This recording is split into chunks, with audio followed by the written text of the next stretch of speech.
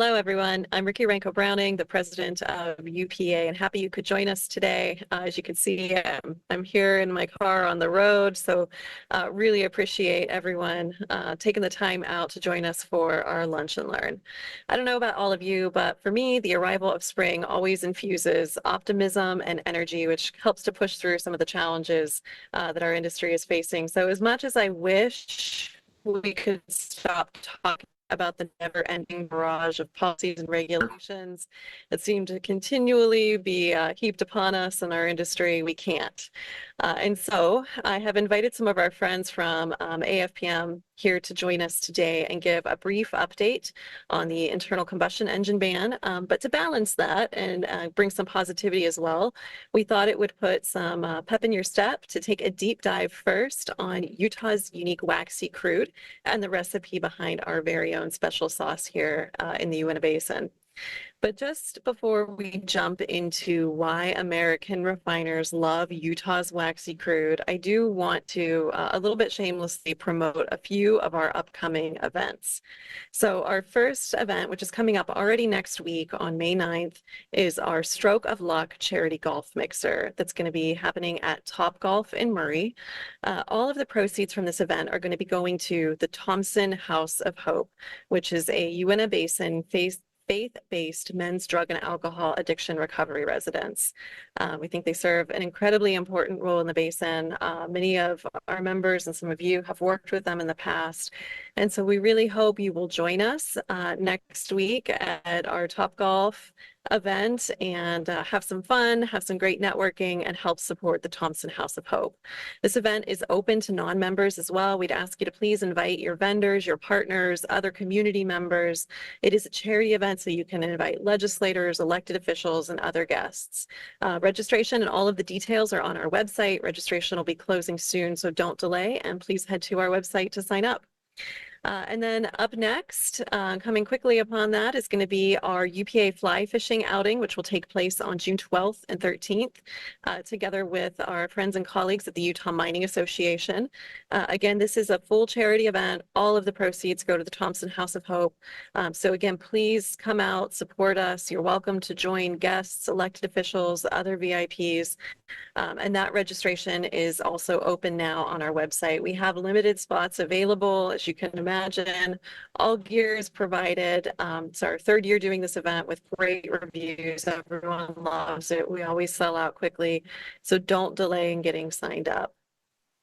And then coming up on August 8th, we will also have our Oil and Gas Classic Golf Tournament at Soldier Hollow and Wasatch State Park. New this year, we're going to be expanding to both the Mountain and the Lakes course at Wasatch, as well as both the Silver and Gold courses at Soldier Hollow, just like usual. This is our largest and most popular event of the year. We always sell out. We've got more than 500 golfers that we're expecting. Registration is open, so don't delay in claiming your spot on the course, your foursome, or your hole if you want to sponsor a hole with us.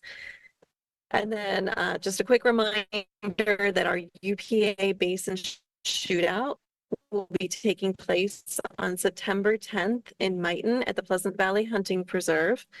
Reminder that that is going to be coinciding with our, and we'll look to break our record again this year. Every year we break our record of how much food all of you donate, and we are able to fill the Basin food pantry shelves, which is just an amazing testament to your role in the community. And then last reminder, new this year, the Uinta Basin Energy Summit is going to take place in September instead of August. It will be September 25th and 26th in Vernal at the Uinta Conference Center, and we'll have more details coming out on that as we get into the summer. So with some of those shameless promotions, and again, a request to please come help us support the Thompson House of Hope, I'm going to turn it over to John Ekstrom, UPA's communication lead, who is going to introduce our friends from AFPM, and we're going to talk about our sweet, sweet Waxy Crude. So John, I'll hand it over to you. Take it away. And here we are, always keeping their heads ringing. Thank you for joining us today. We have three terrific guests with us. We have Susan Grissom, who is Vice President and Chief Industry Analyst with AFPM, Charlie Turner, who is Senior Director of Brand Communications and Marketing, and Ericka Perryman, the Senior Director of Issue Communications. They have a number of slides they're going to take you through, and we're excited for what they're going to tell us about Utah's sweet, sweet Waxy Crude. If you have questions, please put them in the chat on YouTube. I will be monitoring that myself, and we will save them for the end. They have a slide for that, so feel free to put them there, and we will get to them eventually. But for now, I am happy to kick it over to Ericka. Ericka, the floor is yours. Thank you so much, John. We're so glad to be here. Like you said, I'm joined today by my colleagues Susan Grissom and Charlie Turner. You can see our names and titles on the slide, and we are really, really looking forward to speaking with you today about the value that refiners find from Uinta Basin crude. So with that, I will turn it over to Charlie to do a quick hello. Thanks so much, Ericka, and thank you, Ricky and John. Hi, I'm Charlie Turner, as Ericka mentioned. I am with American Fuel and Petrochemical Manufacturers, as are the rest of us here. For those of you who are unfamiliar with the AFPM, we do know the acronym can be a mouthful. We are a trade association representing the U.S. fuel refining, petrochemical manufacturing, and midstream sectors of our industry. So if you're not familiar with trade associations, we are a membership organization based here in Washington, D.C., and our members are companies that operate in the oil and gas industry, and specifically in the downstream and midstream sectors of that industry. And so as a trade association, it's our job to advocate for public policy. We educate policymakers, media, and the public about our industries and products. That might be through advertising, might be through blog posts, one-pagers, talking to media and press. Then we also facilitate collaboration and good practice sharing among our member companies, especially around things like safety. We always say there's nothing's proprietary when it comes to safety. We put on conferences, seminars, and things like that. Thank you. So the presentation today is why American refiners love Utah's waxy crude. We're going to go through a few different segments of this presentation. So we're going to start with a closer look at the U.S. and global energy refining sectors. We're going to talk a little bit more about how refiners actually take the waxy crude you guys are producing and put it to work. We're going to talk about the different products and energy products that come out of crude oil and waxy crude and how you guys help make modern life possible. And then we're going to end, Eric is going to provide an important policy update to give you guys a little bit of perspective on what's going on here in DC and in some state capitals. But first, one of my favorite things about giving presentations like this is that we get to learn a little bit about you. And I know we have people from a few different parts of our industries here, and we'd love to know where you come from. If you haven't used a Slido before, this is an active poll you can use. You can use your cell phone, scan the QR code, and then if you respond to questions, which we'll ask periodically throughout this presentation, your answers should show up right on the screen. So if you can go ahead and answer this first one now so we can see who we're talking to.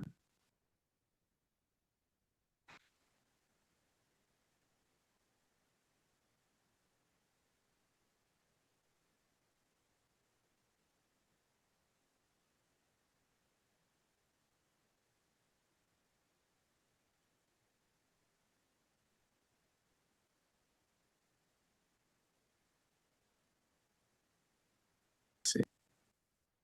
Okay.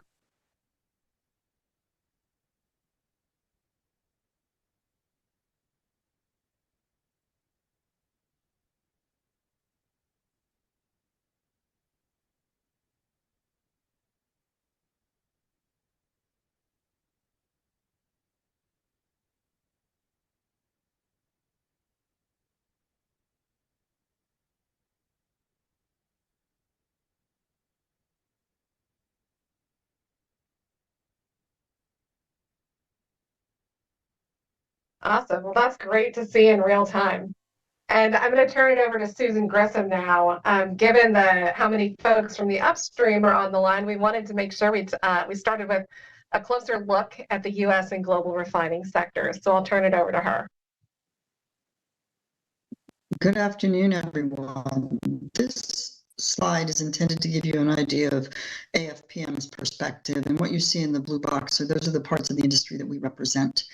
And the portion that we represent doesn't play a direct role in crude oil or natural gas extraction. We represent the facilities that are turning crude oil and other feedstocks into fuels and other products. We also represent the midstream energy companies and their giant infrastructure networks that transport feedstocks to our refineries, but also from our refineries and petrochemical plants out to the marketplace.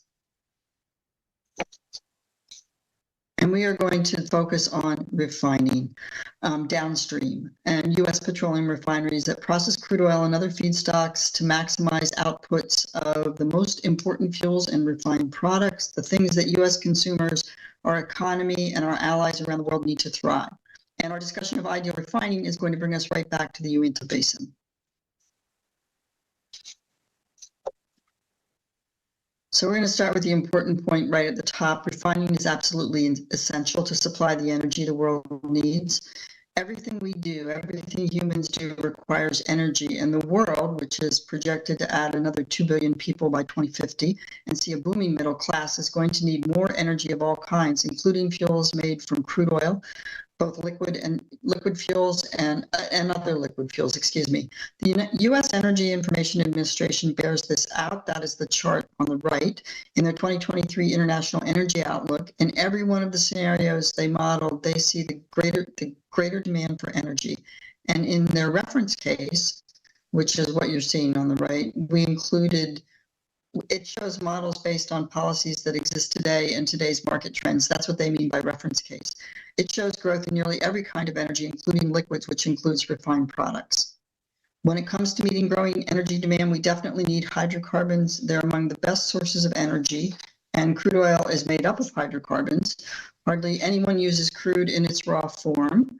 That's where refining comes in. Crude has to be processed into other forms of energy for people to be able to access the energy. And we often simplify it down to this: crude oil has limited or no real value or utility to the broader economy or average consumer until it runs through a refinery.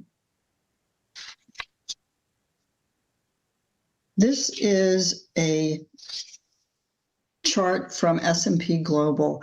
And as all of you know, there are many, many different types of crude oil. And this table provides detail on many of the more than 150 crudes that are traded globally. These crudes vary in density, light to heavy, sulfur content, acid and metal content, and yields of finished products. Different refineries with different and differently sized process units are needed to turn these various grades of crude into valuable, usable products.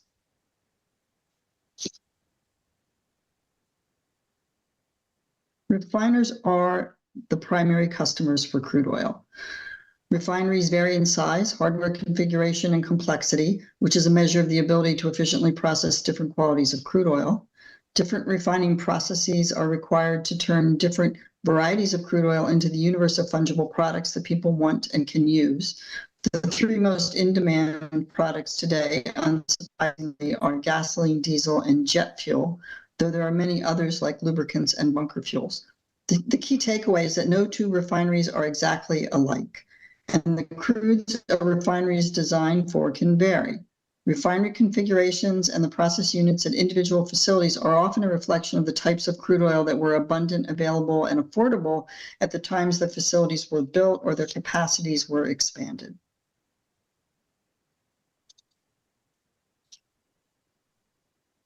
Having options and a range of crudes that a facility can process to optimize product yields is what wins the day in refining. That's the gold standard for our industry. Higher complexity refineries, and we have a sample diagram of a complex refinery on this slide, can run feedstocks that require more processing, crudes that are denser or heavier and higher in sulfur that needs to be removed, to produce larger fractions of high-value products like gasoline, diesel, and jet fuel. Heavier crudes, as some of you likely know, were once thought to be the only crudes that would be available in the market going forward, and this is pre the shale or tight oil revolution, because most of the new crude that was being discovered was heavy. And as a result, many U.S. refineries reconfigured to be able to process heavy crudes. Refinery complexity, this ability to process heavy crudes, has been to the advantage of U.S. refineries, which we're going to discuss more of in just a minute. But one of the key reasons is that heavier, more sour crudes tend to trade in the global market at lower cost as compared with lighter crudes. That's because heavy sour crudes are more complicated and costly to refine, and not just any refinery can do it. Many U.S. refineries made the investment to do so years ago. Shale oil, in contrast, is simpler to refine, so lighter, sweeter crudes can often sell at a premium on the global market, and many refineries globally are geared to process light, sweet crude.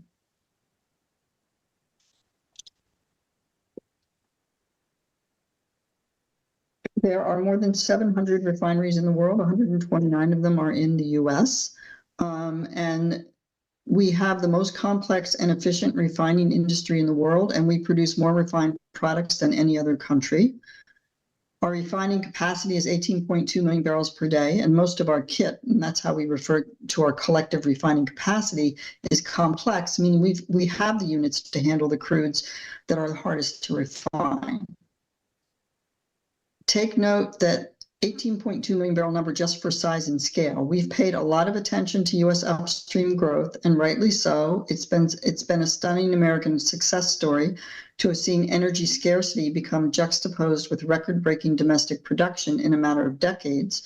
A news headline earlier this year said it pretty well. The United States is producing more oil than any country in history, and that record volume is about 13.2 million barrels per day. So consider that next to our refining capacity. So where does all the crude that U.S. refineries process come from? It's time for another poll.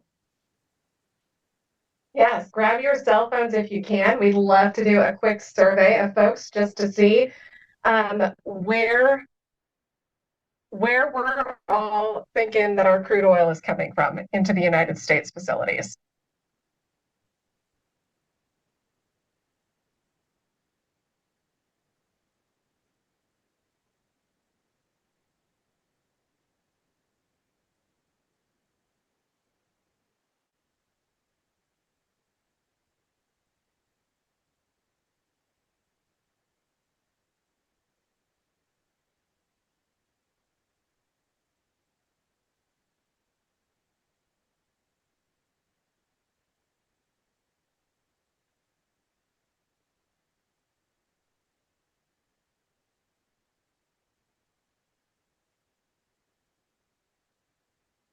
And you are able to rank those choices. You don't just have to choose one.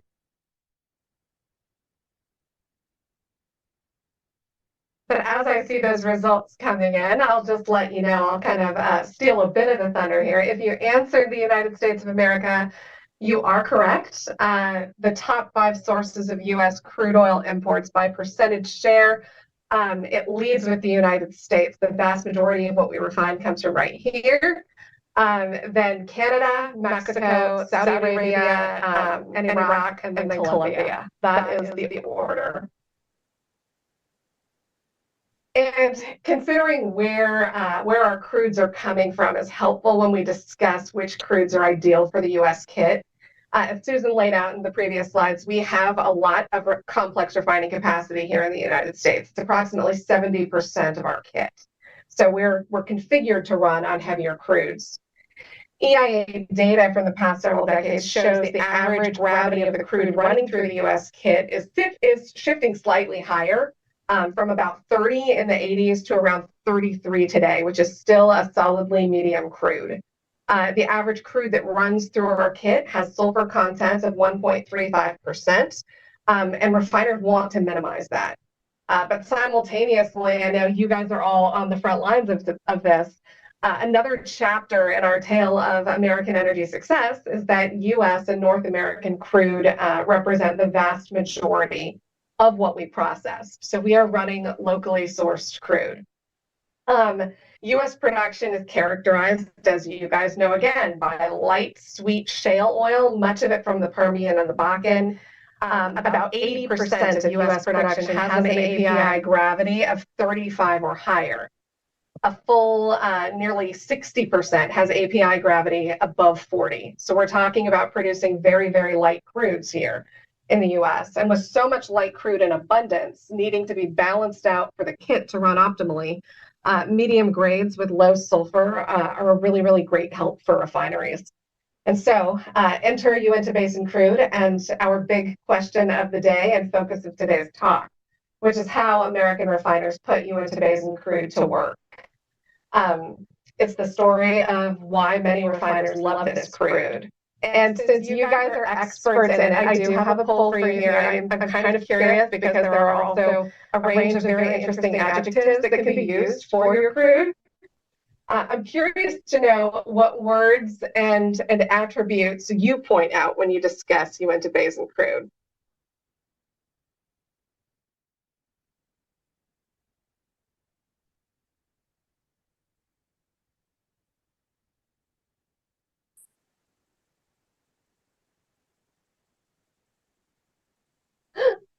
I read that headline myself.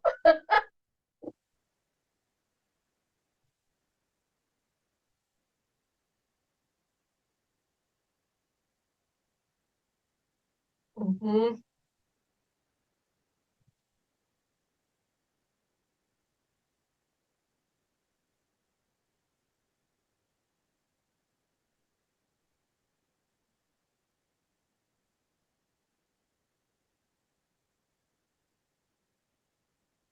This is awesome, like a candle. Great point on that. I was very interested to see what you guys would say in light of how I've seen others talk about and write about Uinta crude. Sometimes it's being like Carmex, others is other people saying it's like shoe polish. But this slide is all about Uinta Basin waxy crude. You can take a look at the lovely glamour shots of waxy yellow and waxy black on this slide. And then, for lack of a better term, here are the dating profile stats for each crude. Uinta Basin yellow crude is medium to light API gravity. It's similar weight to a lot of US produced crude. Uinta black is closer to medium, very close also, as you can recall, to the average of the crude that is running through the US kit. And here are the really, really compelling attributes. Uinta crude has essentially zero sulfur and very low total acid content. The value that brings to refineries, at least in terms of the total acid number, is that refineries don't have the same concerns about corrosion in certain process units when your crude is running through the kit. When refined, the diesel fraction of Uinta crude has a very high cetane score. We'll talk about the value of that to come. Refining Uinta crude also yields a good share of vacuum gas oils for lubricants. The fraction of light, low-octane naphtha coming from Uinta crude is lower than other similar gravity crudes, which means refiners will have fewer light to contend with, and heavier naphtha that's better suited for gasoline production. And good for refiners as well. A very exciting part of the Uinta story is that production is going all cylinders in your basin. It's absolutely gangbusters. And that's thanks to many of the folks in UPA and on this call. Production volumes have roughly doubled since the late 2010s, and they're ballparked today around 160 to 175,000 barrels per day. It's really the smart application of horizontal drilling and hydraulic fracturing that's made possible such impressive production in your basin and made production also very economic. We've also seen the real-time innovation and problem solving, addressing potential bottlenecks from gas at well sites. And really, thanks to such forward thinking from efficient producers in Utah, even if there are higher costs associated with transportation, Uinta crude is still very cost competitive. And refiners are glad for the options offered to them by Uinta crudes.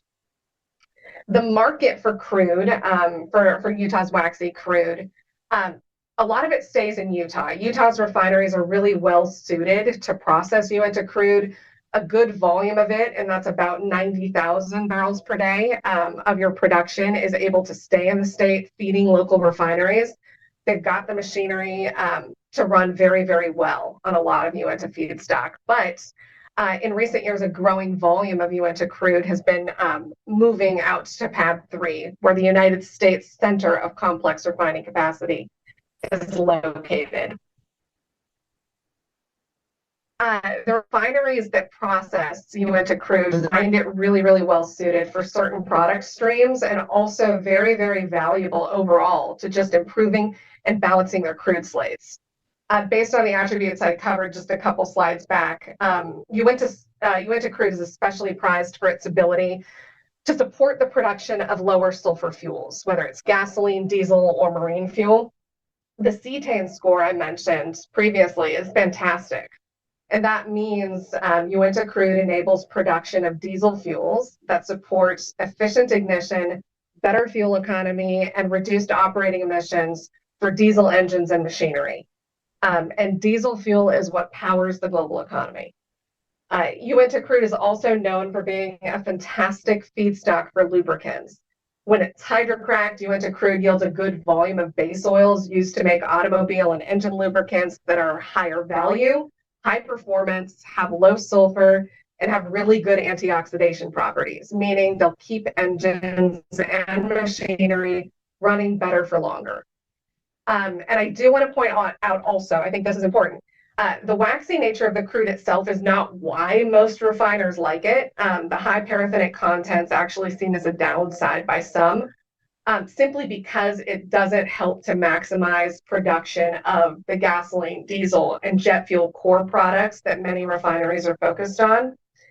But it's important to know that refiners don't let anything go to waste, and any paraffins that are removed in the refining process do have value elsewhere in the market and for petrochemicals. And I know Charlie's going to touch on that in a bit. There are a range of products made from paraffinic wax, and that ranges from anti-ozone wax, which extends the life and performance of tires to crayons, candles, adhesives, PVC lubricants, and there really is a long list that goes on and on. And I kind of want to go back to a point Susan mentioned as well. It might not sound sexy, but the greatest value of Uinta Basin crude to the refining industry is simply in how it can be mixed with other crudes to optimize the efficiency of refinery operations and yield best possible product fractions. Like Susan said, it's finding that balance that is the gold standard for our industry day in and day out.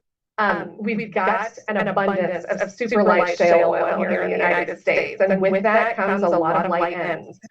Those light ends can be a bottleneck for many distillation towers because legacy towers were designed for heavier grades.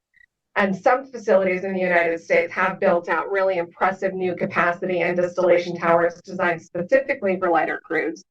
But there are a lot that are legacy, and for those facilities, they're looking to crudes like Uinta Basin crude to help balance their slate and feed other process units, keeping the FCCs, hydrocrackers engaged, to name just two. And Uinta crude does that very well.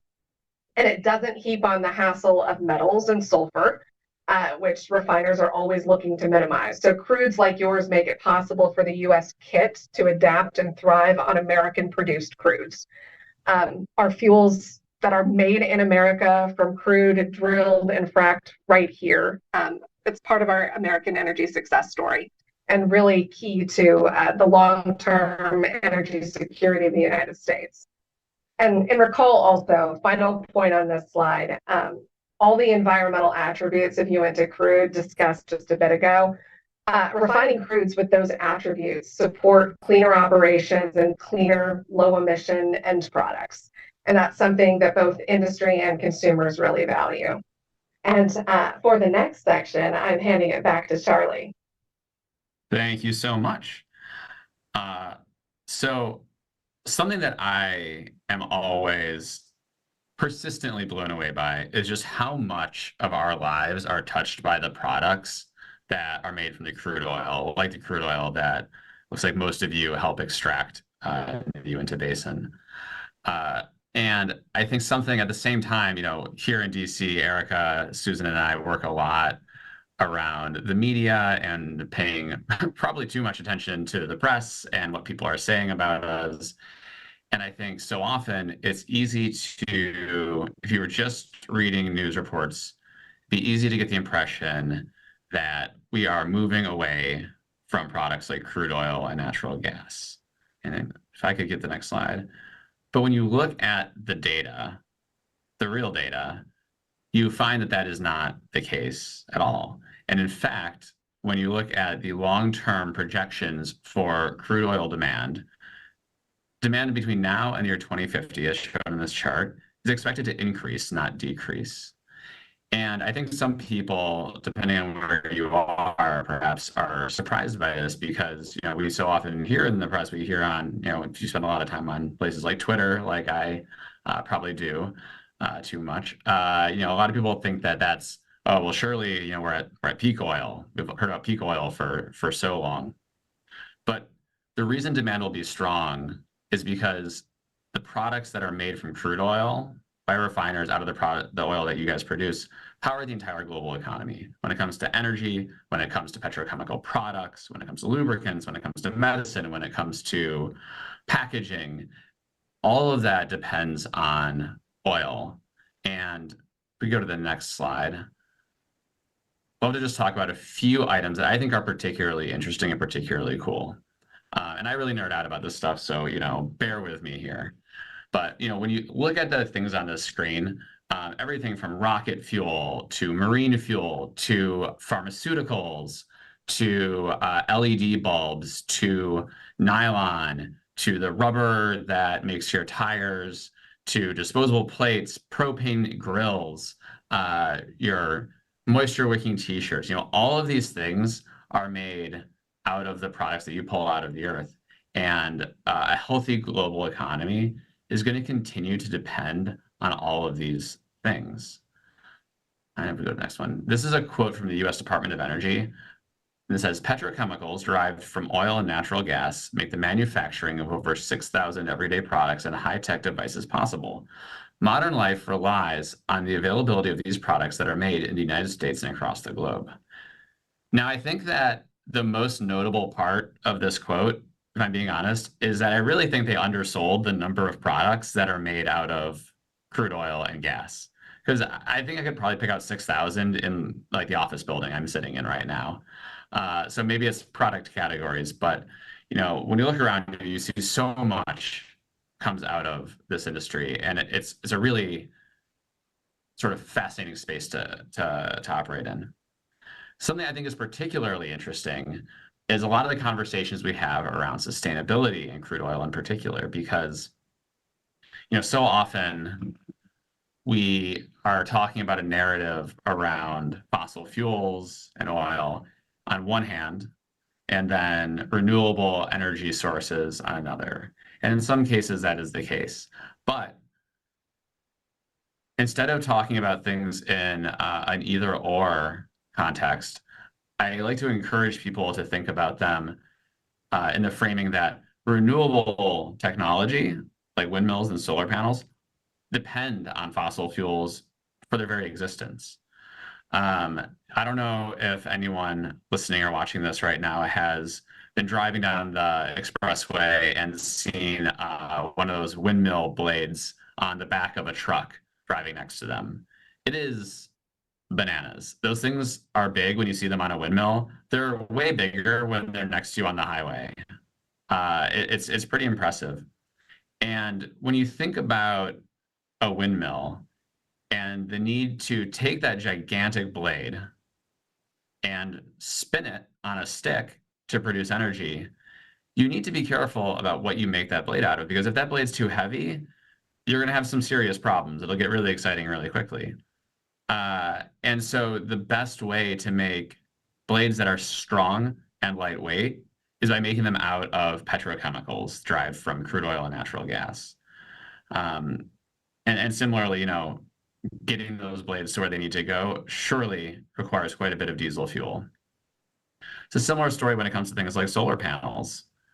Those solar panels, the photovoltaic cells are sandwiched in layers of a backing that holds it together, made of polyester film, or a lot of the new ones are made of mylar, which is also made of petrochemicals.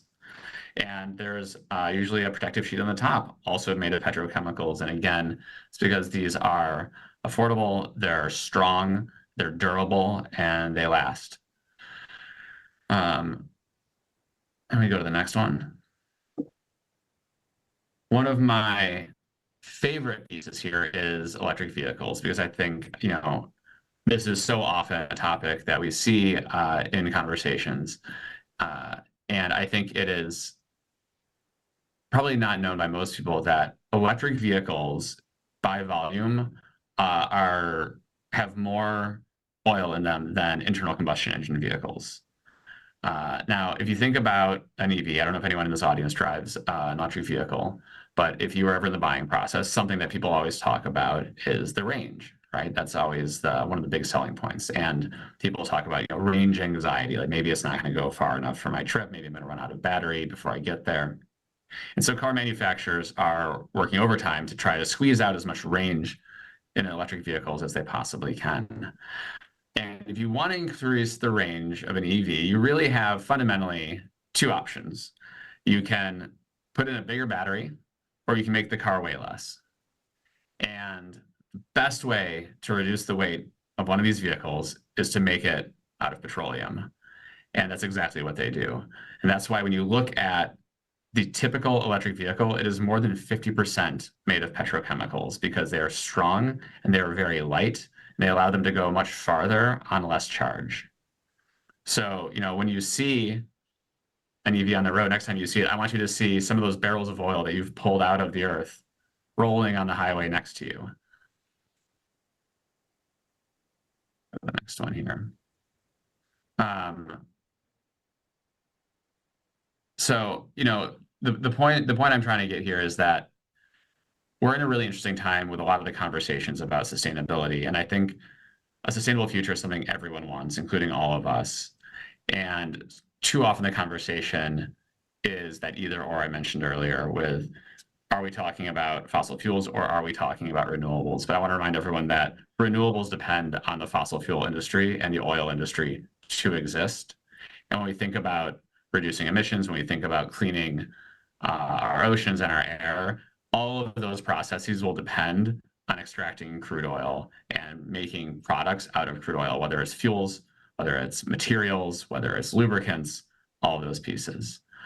This is a quote from David Yankovitz at Deloitte, who said, 75% of all lowering of CO2 emissions will go through the chemical industry with things like EVs, wind turbines, solar panels, lightweighting. I think that kind of says it all there. So, I hope if anyone listening to this or in this audience have felt any anxiety or has seen any of the conversations or hear someone in their family, mention that, isn't oil going to go away or aren't we going to use less of it? That maybe you have a few facts to tell them or to share with them that we're not going anywhere and we're a critical part of a sustainable future.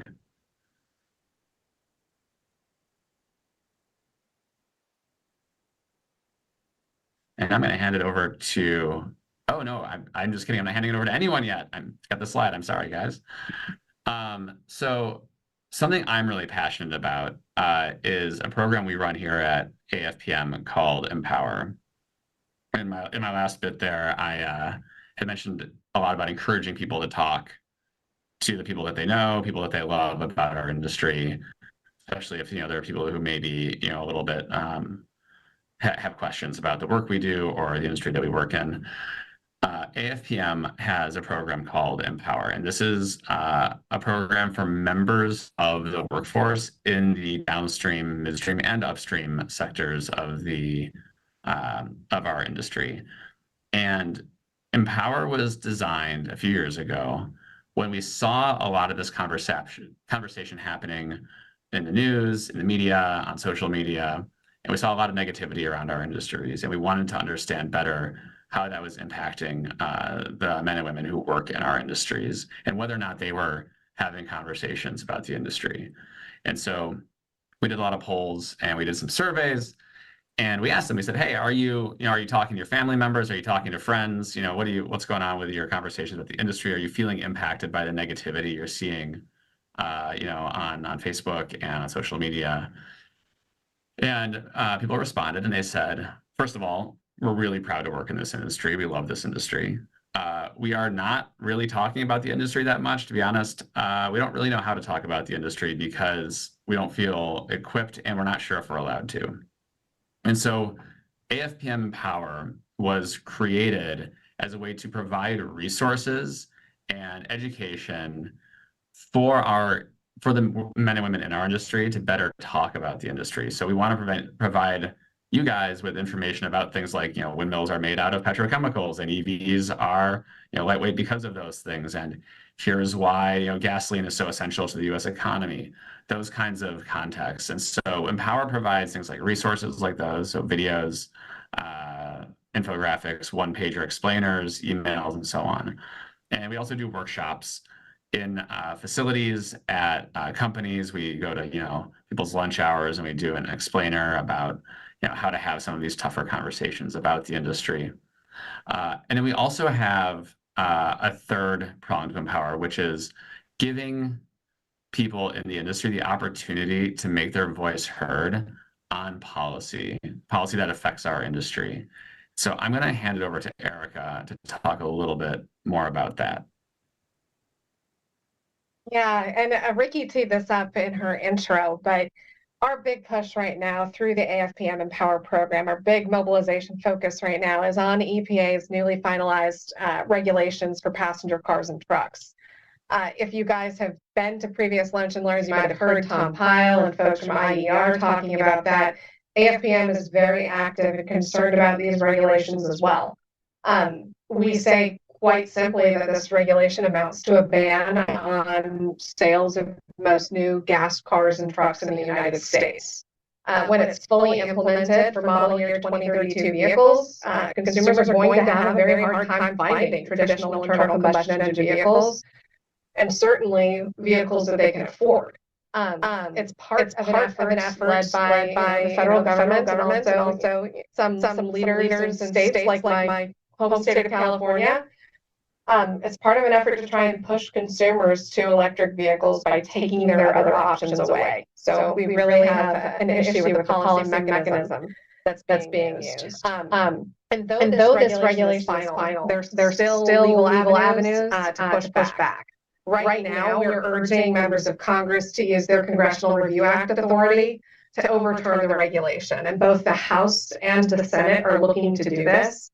So we'd encourage you through the QR codes we're going to share at the end of this presentation to join Empower and to send your senators, whether it's Senator Romney and Senator Lee, or other folks if you're from a different state, your congressional reps, a letter on this topic, making sure they're first off aware of the regulations, and second, that they're ready to use their CRA authority to try and overturn the policy through legal or through congressional means.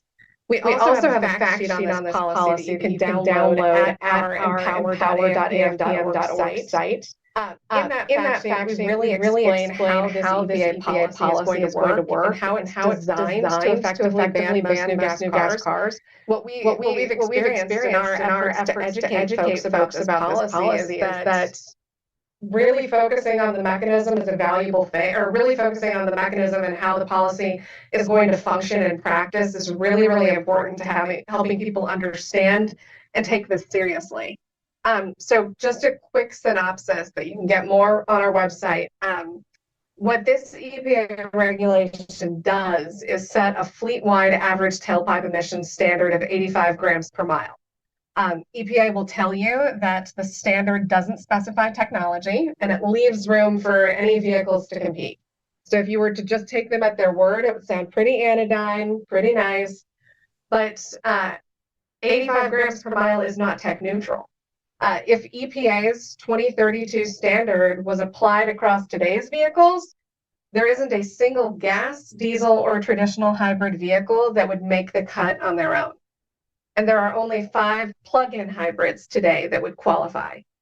And regardless, because EPA has chosen to focus this regulation and all of their policymaking on only tailpipe emissions, they're ignoring every other environmental impact or emissions associated with the production, operation, and decommissioning of vehicles.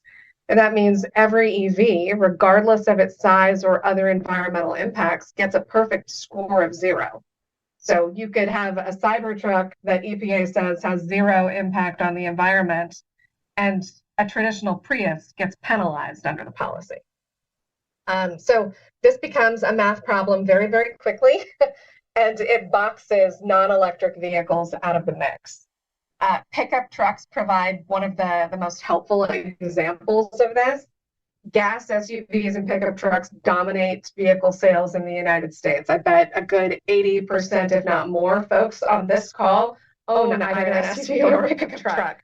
The top three individual vehicle models sold in the United States last year were gas pickup trucks. In order, 3, 2, 1, it was the Dodge Ram, the Chevy Silverado, and then by a long shot, the Ford F-150. Trucks of those sizes tend to have a tailpipe score today of around 430 grams per mile. And so think 430 grams compared to the 85-gram average that EPA wants vehicles to hit. So, and we'll be completely honest about this. Yeah, cars, of course, can get better, and they do tend to improve year over year. But if these pickup trucks were to match the historical rate of improvement for vehicles, it's possible they might get to 360 grams per mile. That's nowhere close to EPA's standard for trucks, and certainly not close to the 85 grams per mile average. So the big question is, will automakers be able to sell these trucks? Well, if not counting the potential for credit trading, because there are other means for automakers to try and comply with this regulation. So not counting that they might do some credit trading and buying secondhand credits from others.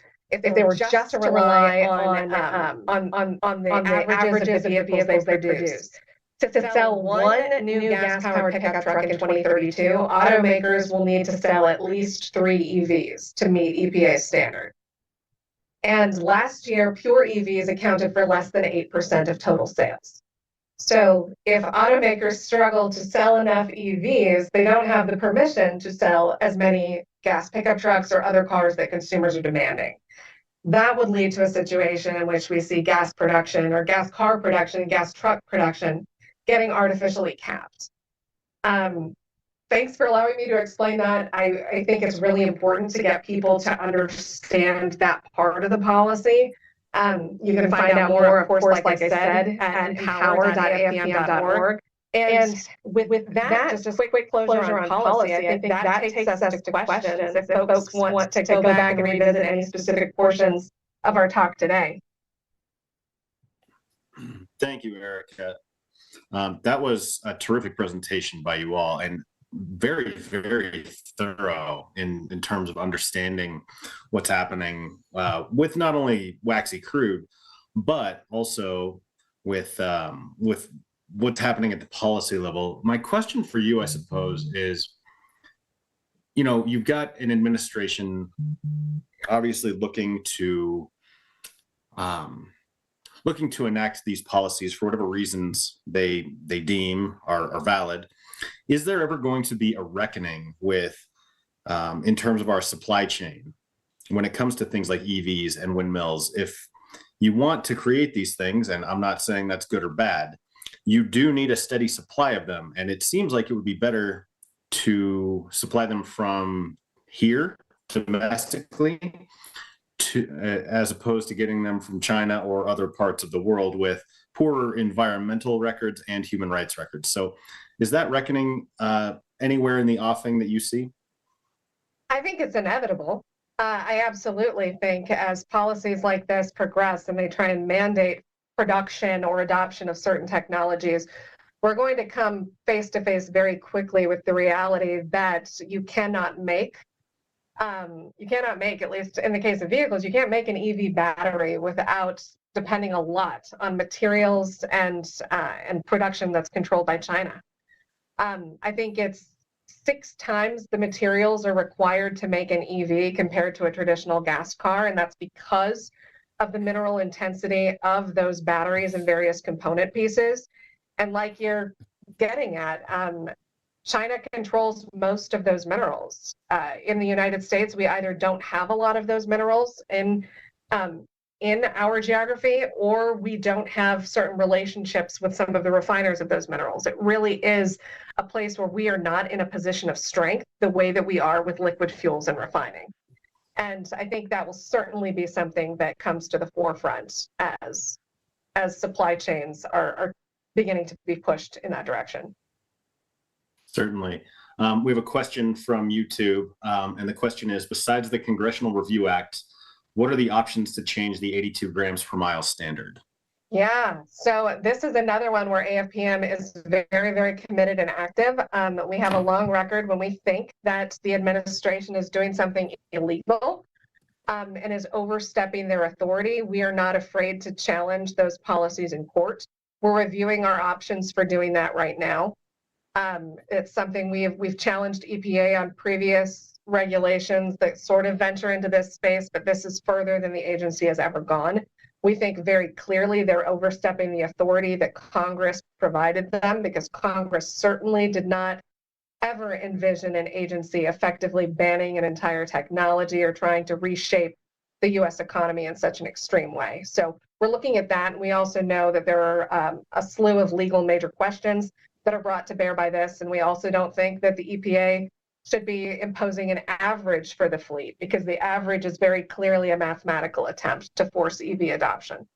So we're looking at legal means. And then also an important thing AFPM is doing here is we have a giant campaign that's running in several states around the country that's designed to raise awareness about this specific policy, because sadly, most Americans don't know. We've seen national data that says 73% of folks either know very little or nothing at all about these regulations. But when informed, people do not want government banning or restricting their access to certain vehicles. That's not something that we think is in the standard government purview. And so our effort, along with looking at the legal and congressional routes, we think a more informed American populace is going to be demanding of better policy from their elected officials. So we're really working to correct that information gap. I think that's a fascinating way of doing it, because the American public does deserve to know that these things are happening and what the actual implications are. Another thing that I think is underappreciated here, just as long as we're talking about refining and petrochemicals and downstream, the ability of this industry to continue to do more with less has been fascinating to me, because when is the last time that we permitted a new refinery here in the United States? And what would it take to get a new one permitted? I think I'll turn that over to Susan, but I do want to note, so we did have some major U.S. refining capacity expansions that went live last year, which is a huge American energy success story and a testament to the commitment of refiners to running more U.S. sourced crude. But yeah, the permitting in our space is difficult. Susan, do you have any thoughts on that?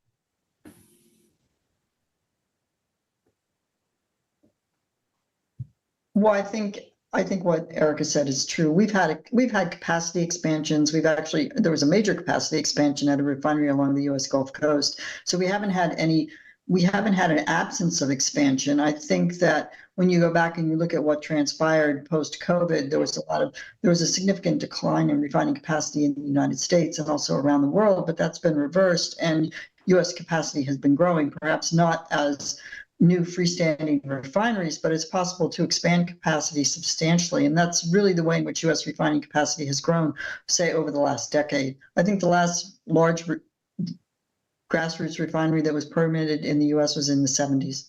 So you're right, there hasn't been a refinery built here in a very long time, although the very small refineries have been constructed, and not particularly sophisticated refineries. But it's a challenge, and the question really becomes: is it a better approach to expand existing capacity because you have the infrastructure in place to serve for the refineries to be provided with supply, and also for the refineries to reach the market? Well, it is symptomatic of a larger problem we have in this country, which it's very hard to permit anything. Which, I mean, you'll find as communities express that they want increased renewable energy or whatever, you'll find even wind projects getting derailed by people not wanting it in their own communities. You'll find that with solar projects. It's just interesting that it's hard to permit anything in this country and build the things that we need. And I think this is to your point, Ericka, where we talk about energy literacy, where people don't understand the policies that are going on. They don't even understand where their energy comes from. If you asked people, in your average citizen in Utah or anywhere really, who produces the most oil and natural gas in this state, what answers, would you think people would give? And it's probably, Exxon or whoever they see at the retailer. And that's not always the case. There are hundreds and even thousands of small companies that do this. And Utah Petroleum Association represents organizations of all size in that way. And so we do our best to get the word out, as you all do, of understanding that if it's not coming from here, it's coming from somewhere else. And there are a whole slew of benefits to having it here. Yeah, that's one of the reasons why we wanted to kind of spotlight the question about where the crude oil that refiners process is coming from. And that's because we've seen time and again that there is this lagging perception that we're still very dependent on the Middle East and other countries for our energy, when we are a North American energy pretty sufficient place. Our energy security is next to none. And Susan mentioned this in her notes, like it is not something to gloss over that within just a matter of decades, we've gone from, gas lines that I think some of our parents remember, maybe some of us remember those. We've gone from real scarcity, times when everyone knew their license plate because that determined the days that you could and couldn't buy gas, to now being the #1 producer of oil and gas in the world and the #1 refining sector in the world. Like, it's something that we should all champion. And I think there are still some people who that hasn't sunk in for, sadly. Agreed, 100%.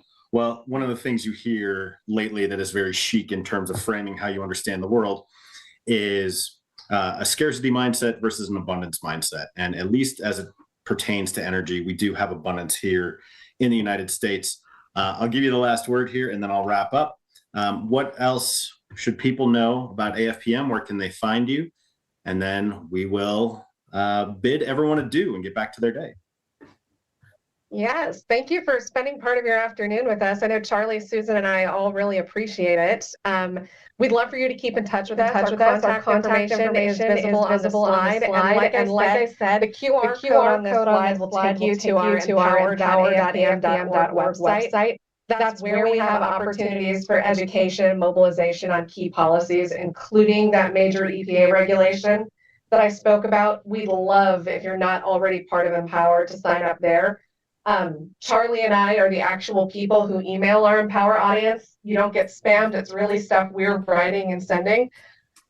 So we'd encourage you to do that. And if you do have questions about the downstream or the midstream where our members operate and the ways that our members continue to impress us with their efficiency and just insistence on always betting on the United States of America, we'd be happy to chat with you about that. Fantastic. Thank you so much. AFPM, this has been an absolutely delightful and informative conversation. Thank you all for tuning in, for watching us today. This will be available on our YouTube channel going forward. And please join us next month as we start talking about LNG exports, another federal issue that does have implications right here in Utah. So thank you all for joining us and have a good day. Bye-bye now.